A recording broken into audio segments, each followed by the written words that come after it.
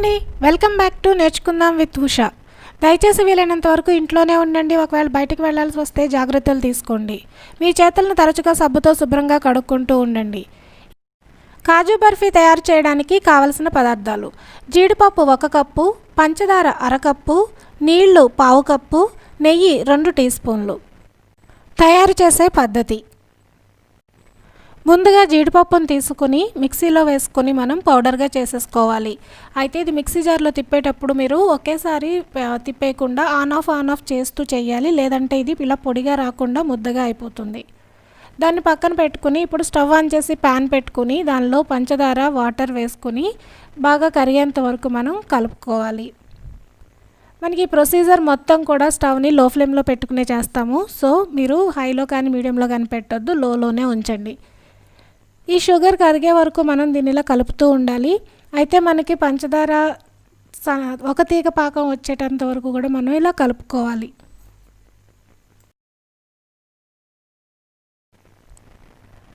పంచదార మొత్తం కరిగిపోయిన తర్వాత ఒక్కసారి మనం ఇలా పాకాన్ని చెక్ చేసుకుంటే ఒక తీగ పాకం వస్తే మనకి పాకం రెడీ అయిపోయినట్టే.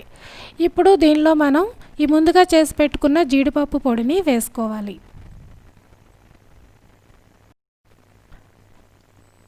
ఇదంతా కూడా పాకంలో బాగా కలిసేటట్టుగా స్పాచులాతో కలుపుకోవాలి.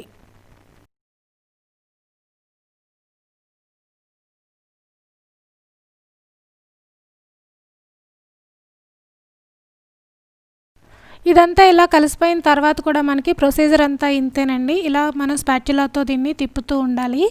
అయితే స్టవ్ను మాత్రం లో ఫ్లేమ్లోనే ఉంచాలి. ఈ విధంగా మనం స్పాచులాతో తిప్పుతూ మధ్య మధ్యలో అంచుల దగ్గర అంతా కూడా ఇలా స్క్రాప్ చేసుకుంటూ ఉండాలి. దీన్ని ఇలా కలుపుతూ ఉండడమే. నెక్స్ట్ ఇది కాస్త దగ్గర పడిన తర్వాత, అంటే మనకి చూడండి ఇక్కడ పక్కన బబుల్స్ లాగా వస్తున్నాయి కదా, అలా రావడం మొదలుపెట్టిన తర్వాత దీనిలో నెయ్యిని కూడా వేసుకోవాలి. జస్ట్ 2 టీ స్పూన్ల నెయ్యి వేసుకుంటే సరిపోతుంది. ఇప్పుడు దీన్ని మళ్ళీ మనం ఇలా కలపడం కంటిన్యూ చేయాలి. ఇది ఇలా మనం ఎంతవరకు కలుపుతామంటే మధ్య మధ్యలో ఇలా గ్యాప్స్ లాగా వస్తూ కాస్త దగ్గర పడుతూ ఉంటుందన్నమాట. అలా దగ్గర పడేంత వరకు మనం దీన్ని కలుపుకుంటూ ఉండాలి.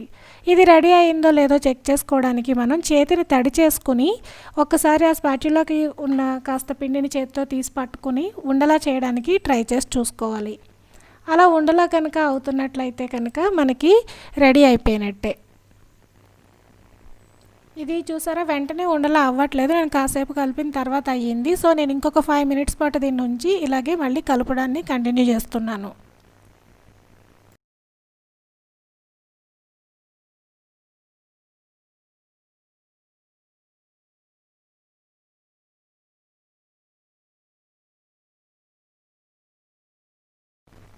ఇలా కలిపిన తర్వాత 5 మినిట్స్ పాటు చూసారా బాగా గట్టిగా అవుతుంది.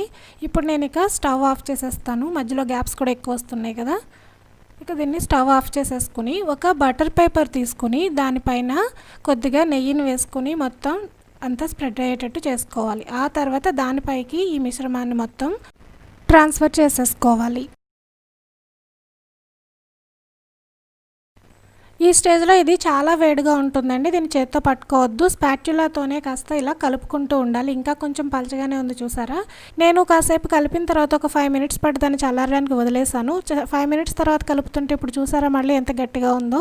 ఇది మనకి పిల్లలు ఆడుకునే క్లే కన్సిస్టెన్సీలో అయ్యే వరకు మనం దీన్ని ఇలా కలుపుకోవాలన్నమాట.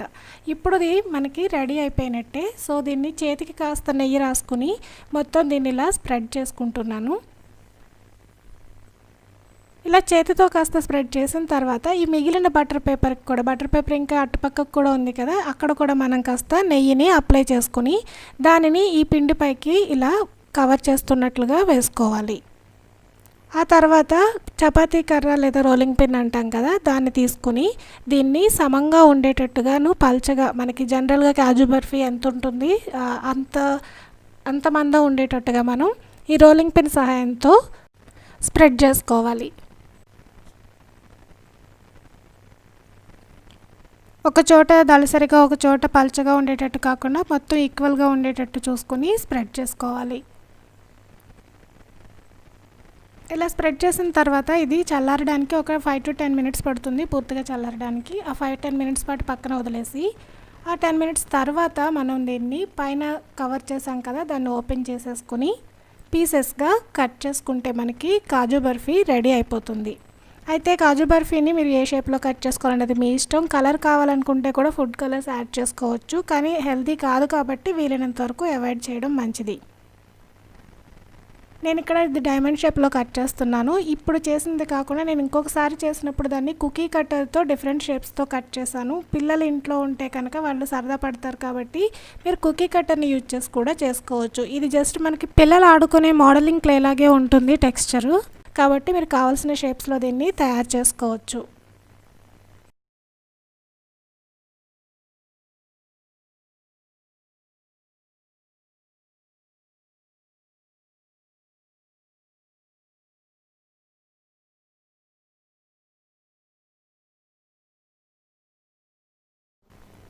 ఈ వీడియో కనుక మీకు నచ్చినట్లయితే లైక్ చేయండి, షేర్ చేయండి. అలాగే ఇప్పటివరకు మీరు నా ఛానల్కి సబ్స్క్రైబ్ చేసుకున్నట్లయితే ప్లీజ్ సబ్స్క్రైబ్ చేసుకోండి. ఇకపై నేను అప్లోడ్ చేయబోయే వీడియోస్ ముందుగా మీకు నోటిఫికేషన్ రావాలంటే బెల్ ఐకాన్ పైన క్లిక్ చేయండి. మళ్ళీ మరో మంచి వీడియోతో కలుద్దాం. బాయ్.